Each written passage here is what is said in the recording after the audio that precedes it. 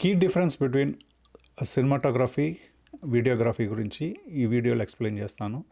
ఈ కామెంట్స్లో కొంతమంది అడిగారు, సినిమాటోగ్రఫీ కెరియర్ చేసుకుందాం అనుకుంటున్నానని. కొంతమంది ఏమో వీడియోగ్రఫీ నుంచి సినిమాటోగ్రఫీకి నేర్చుకోవడానికి ఏమేమి చేయాలి ఏంటనేది అడిగారు.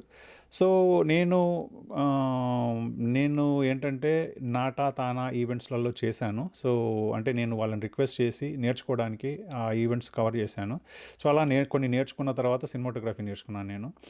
సో నా ఎక్స్పీరియన్స్ అండ్ నా ఓన్ సినిమా తీసుకున్నాను కదా. సో సాచి అనే మూవీకి నేనే సినిమాటోగ్రఫీ చేసుకున్నాను. తర్వాత 8am మెట్రోకి అండ్ 23 సినిమాకి క్రియేటివ్ ప్రొడ్యూసర్ చేశాను అండ్ సెట్లో ఉండేవాడిని. సో ఆ సినిమాటోగ్రాఫర్ చేసేటివి కూడా కొన్ని చూసి కొన్ని నేర్చుకున్నాను. సో ఇవన్నీ కూడా నా ఎక్స్పీరియన్స్ మీతో షేర్ చేస్తాను. బికాస్ కెరియర్ అంటున్నారు కనుక నేనేంటంటే కొన్ని రీసెర్చ్ కూడా చేశాను. రీసెర్చ్ చేసేసి పాయింట్స్ లాగా రాసుకున్నాను. ఆ పాయింట్స్ చూసి మీకు ఒక్కొక్కటి ఎక్స్ప్లెయిన్ చేస్తాను. ఫైనల్గా దీనికి వేజెస్ ఎలా ఉంటాయి, ఆపర్చునిటీస్ ఎలా ఉంటాయి అని కూడా చెప్తాను. సో యూ కెన్ డిసైడ్ తర్వాత ఎండ్లో మీరు అంటే ఈ వీడియో అంతా వాచ్ చేయండి. మీకు ఎండ్లో మీకు అంటే ఈ వీడియో చూస్తే మీకు మొత్తం ఐడియా వస్తుంది ఎలా ఏంటి అనేది. సో ఫస్ట్ ఏంటంటే పర్పస్.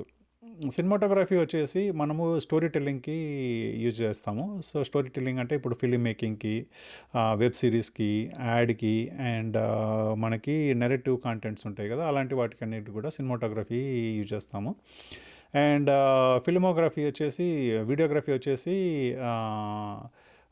ఈవెంట్స్కి వెడ్డింగ్ ఈవెంట్స్ కానీ ఆర్ ఇంటర్వ్యూస్ కానీ ఆర్ స్పోర్ట్స్ ఈవెంట్స్ కానీ ఆర్ బర్త్డే ఇలాంటి అన్నిటికీ మనము వీడియోగ్రఫీ చేస్తామన్నమాట.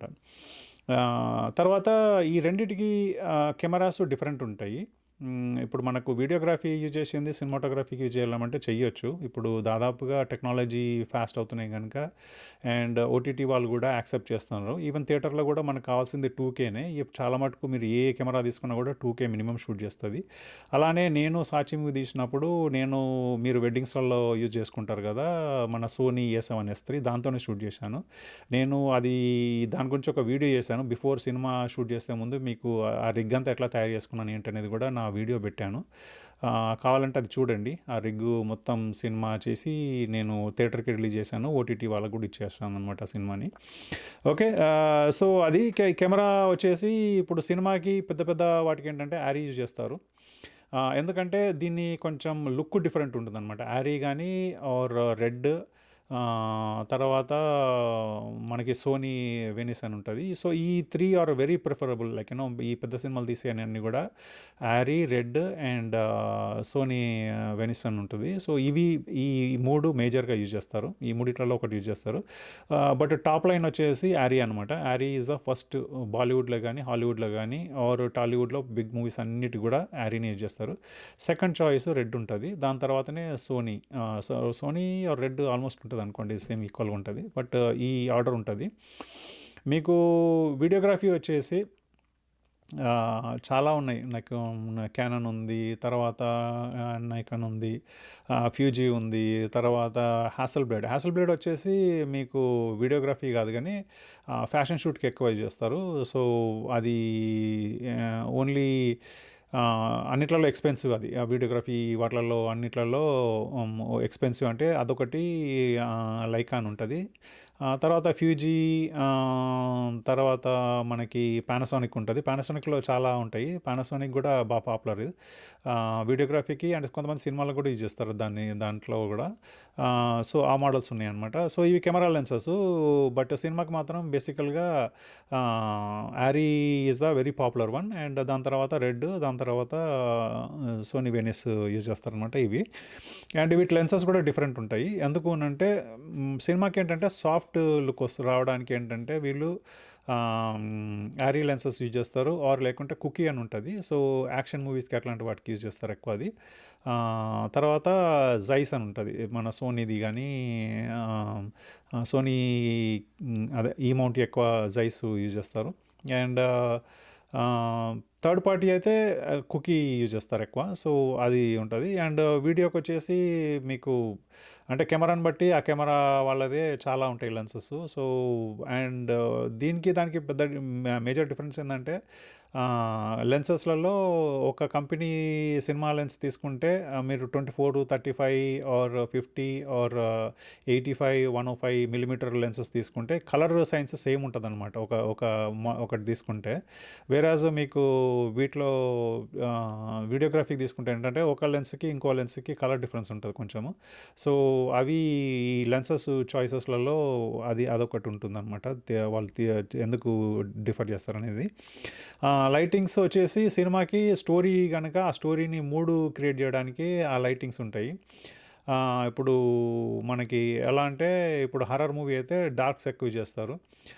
యాక్షన్ మూవీస్ అలా ఉంటే మనకి ఆరెంజు ఈ టైప్‌లో కొంచెం అంటే ఈ కుకీ అని చెప్పాను కదా! ఆ లెన్స్‌తోని ఒక వార్మ్ కలర్స్ ఎక్కువ యూజ్ చేస్తారనమాట.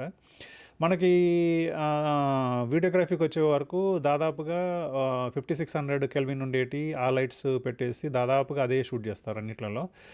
కొంచెం వార్మ్ కలర్స్ ఎందుకంటే ఇవి ఈవెంట్స్ కూడా ఏందంటే ప్లెజెంట్ మోడ్స్ ఉంటాయి కనుక ఆ టైప్ ఆఫ్ సెట్టింగే కుదురుతదనమాట. అండ్ షూట్ డ్యూరేషన్స్ వచ్చేసి మీరు ఈవెంట్స్ అయితేనేమో మాక్సిమం ఏముంటది మనకి వెడ్డింగ్ మాక్సిమం ఉంటది. 1, 2, 3, 4 డేస్ మాక్సిమం ఉంటది. వేరస్ షూటింగ్ మూవీస్‌కి ఏంటంటే మనకి ఒక సినిమా మినిమం చిన్న బడ్జెట్ తీసుకున్నా కూడా మనకి 20 డేస్ నుంచి it goes to 160 days or 200 days working days నేను చెప్పేది. ఇన్ని వర్కింగ్ డేస్‌కి వెళ్తదనమాట. సో, డ్యూరేషన్స్ ఇవి. మన సినిమాకి ఏంటంటే ప్లాన్ చేయాల్సొస్తది. షూటింగ్స్ అన్నీ కూడా ప్లాన్ చేసుకొని చేయాల్సొస్తది. వీడియోగ్రఫీకి ఏందంటే ఆ ఈవెంట్ దగ్గర ఫాస్ట్‌గా ఎన్ని క్యాప్చర్ అయితే అన్ని ఫాస్ట్‌గా క్యాప్చర్ చేసి చేయాల్సొస్తదనమాట.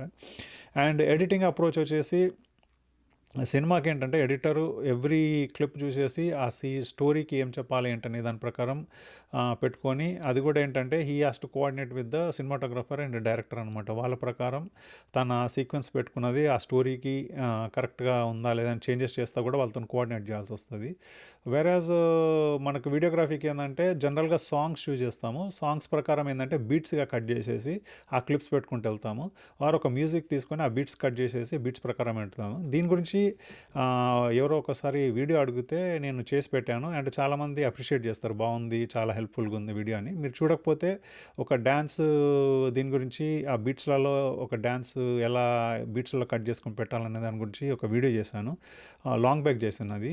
బట్ చాలామంది కామెంట్స్లలో పెడుతుంటారు చాలా హెల్ప్ఫుల్గా ఉందనేది. సో, చూడకపోతే ఒకసారి చూడండి, ఆ వీడియో ఉంది నా ఛానల్లో. Okay. And crew and equipment మీకు తెలిసిందే, జనరల్గా సినిమాకి చాలామంది ఉంటారు అండ్ వేరాజ్ దీనికి తక్కువ ఉంటారు. మనకి వీడియోగ్రఫీకి అంటే సింగిల్ పర్సన్గా చేస్తారు, లేకపోతే ఒకరిద్దరు అసిస్టెంట్లు ఉంటారు. అండ్ సినిమాకి తెలిసిందే ఒక 20-30 మంది 40 మంది కూడా ఉంటారు. పెద్ద పెద్ద సినిమాలు అయితే 200 మంది కూడా ఉంటారు. అందులో ఆశ్చర్యపోయేది ఏం లేదు. అంటే ఆ ఎక్విప్మెంట్స్ కూడా చాలా హెవీగా ఉంటాయి, ఆ టైప్ ఆఫ్ లైటింగ్ కావాల్సి వస్తుంది, ఏరియా వైజ్ కూడా ఉంటుంది. సో, ఇవన్నీ ఉంటుంది. అండ్ తర్వాత అవుట్పుట్స్ రెండింటికి కూడా అవుట్పుట్స్ డిఫరెంట్ కదా. ఒకటేమో మనం ఫాస్ట్గా అంటే సోషల్ మీడియాలో పెట్టుకోవడానికి ఇవన్నీ కూడా అంటే హై క్వాలిటీ లో రెజల్యూషన్లో పెట్టుకోవచ్చు మనము. ఎందుకంటే వీడియోస్ ఫోన్లో కానీ దీంట్లో చూడడానికి కదా, మన కంప్యూటర్ పైన కానీ ఆర్ టీవీలో చూడడానికి. వేరే సినిమా అంటే పెద్ద స్క్రీన్ పైన కదా, సో అది డిఫరెంట్. అండ్ ఇంకా ఫైనల్గా వచ్చేసి పే స్కేల్ వచ్చేసి ఇప్పుడు సినిమాటోగ్రఫీకి మాట్లాడతాను. సినిమాటోగ్రఫీ ఏంటంటే మీకు బ్రేక్ వస్తే then there will be a good salary for you or payment అంటే ఒక సినిమాకి మాట్లాడతారు, బిగ్ పేమెంట్స్ ఉంటాయి. టిల్ దట్ పాయింట్ చాలామంది ఏంటంటే ఇప్పుడు బిగినర్ అయితేనేమో ఆల్మోస్ట్ ఫ్రీగా అడుగుతారు, ఆర్ లేకపోతే శాలరీ ఇస్తా అంటారు, ఆర్ లేకపోతే మీరు ఒక ట్రెండ్ చేస్తుందంటే మినిమం ఇంత అని మాట్లాడతారనమాట. మినిమం అమౌంట్ అని మాట్లాడతారు, అది చాలా తక్కువ ఉంటాయి అనమాట. సో, ఇక్కడ మీకు ఇంత కష్టపడి ఇంత చేసినా కూడా ఇక్కడ ఛాలెంజ్ ఏంటంటే ఫస్ట్ ఆఫ్ ఆల్ సినిమాలు చాలా తక్కువ ఉంటాయి. 200 సినిమాస్ 250 వరకు ఇయర్కి వస్తాయి. ఆ 250లో ఏంటంటే మనకి సక్సెస్ అయ్యేటి ఓన్లీ 10-15 ఉంటాయి. ఆ 10-15లో మన సినిమా ఉండాలన్న కూడా కష్టమే. సో, ఇట్స్ అ స్ట్రగుల్ అనమాట. Like this is even though మీరు తీసిన సినిమాటోగ్రఫీ బాగున్నా కూడా బట్ ఆ రికగ్నిషన్ రావడానికి కష్టం. లైక్ 10 లోపలనే మీ సినిమా ఉండాలి. అక్కడికి వస్తేనే then you get opportunity, then you get a bigger pace అనమాట. So, and also other thing you have to think is like ఇది ఎవరికి ఇష్టమైన పని కాదు. అంటే బేసికల్గా ఇంట్లో వాళ్ళు సపోర్ట్ చేయరు ఇందులో. మన ఫ్యామిలీ మెంబర్స్ ఎవరైనా ఉన్నా కూడా వాళ్ళు సపోర్ట్ ఉండదు. It's a lot of struggles like వద్దంటే వెళ్ళాడు అన్నట్టు మనకి తిడుతూనే ఉంటారనమాట ఎప్పుడు. ఇంకా సక్సెస్ వచ్చిన తర్వాత that's a different story. Like success వచ్చిన తర్వాత అందరూ చెప్పుకుంటారు మావాడు అని చెప్పుకుంటారు. కానీ బట్ సక్సెస్ కాకుండా లైక్ మీరు 4-5 సినిమాలు చేసి ఆ ఫెయిల్యూర్ అయినా కూడా ఇంకా స్ట్రగుల్ ఉంటుంది దానికి. ఏంటంటే వద్దు అంటే వెళ్ళాడు లైక్ ఇంకొకటి దాని తర్వాత నుంచి మళ్ళీ చేంజ్ చేయాలన్నా కూడా it's difficult. Like already so many years spend చేయాల్సి వస్తుంది ఈ కెరియర్లో. అండ్ దాని తర్వాత చేంజ్ చేసుకోవాలన్నా కూడా దట్స్ అనదర్ బిగ్ పెయిన్ అనమాట, changing career from one to other one. వీడియోగ్రఫీలో ఎట్లా అంటే ఈవెన్ మీరు అందులో ఫెయిల్యూర్ ఉన్నా కూడా ఏంటంటే ఒక బిజినెస్ చేసాడు ఫెయిల్యూర్ అయ్యాడు అనేది ఒక సింపతి కూడా ఉంటుంది దాంట్లో. బట్ ఇందులో ఆ సినిమాటోగ్రఫీలో ఉండదన్నమాట. దాని ఆపర్చునిటీస్ కూడా ఎక్కువ. మీకు ఇయర్కి చూసుకుంటే మీకు ఎలక్షన్స్ రావచ్చు, ఏమైనా పండుగలు వచ్చినప్పుడు పెద్ద పెద్ద ఈవెంట్స్ చేస్తారు కదా, వాటిల్లో ఉండొచ్చు. వెడ్డింగ్స్ సమ్మర్ వచ్చిందంటే మీకు కంటిన్యూగా వెడ్డింగ్ ఉంటాయి, బర్త్డేస్ ఉంటాయి. ఇలా యూట్యూబ్ వీడియోస్ చేసే వాళ్ళు ఉంటారు, ఆర్ కార్పొరేట్ ఈవెంట్స్ ఉంటాయి. ఇలా చూసుకుంటే ఆపర్చునిటీ వైజ్ వీడియోగ్రఫీలో చాలా చాలా ఉంటాయి.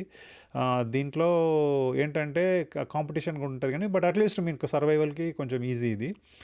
But other one is very very difficult అనమాట. మీకు సినిమాటోగ్రఫీ వచ్చేసి it's a toughest job. And also getting కెరియర్లో సక్సెస్ రావడము, సక్సెస్ నుంచి మళ్ళా ఇన్కమ్ రావడం అనేది ఇవన్నీ కూడా ఛాలెంజెస్ ఉంటాయి అందులో. బట్ యా రిస్క్ రివార్డ్ ఉంటుంది. ఒకసారి మీరు సక్సెస్ కొడితే మాత్రం లైక్ యూల్ బి కింగ్ అనమాట అందులో. సో ఇవన్నీ ఉంటాయి అందులో. సో 2 సైడ్లు చెప్పాను కదా, సో దీన్ని బట్టి మీరు డెసిషన్ తీసుకోండి. పాయింట్స్ అని చెప్పాను. మీకు వాటిలో ఏమైనా క్లారిటీ ఇట్లా కావాలంటే కామెంట్స్లలో మళ్ళీ పెట్టండి. నేను I'll try to make a video for you. Okay, so ఇక్కడ వరకు చూసారు కదా. డెఫినెట్గా మీకు నచ్చితే లైక్ చేయండి, that will help me. And if you are not subscribe, please subscribe to my channel. Okay, thank you, bye.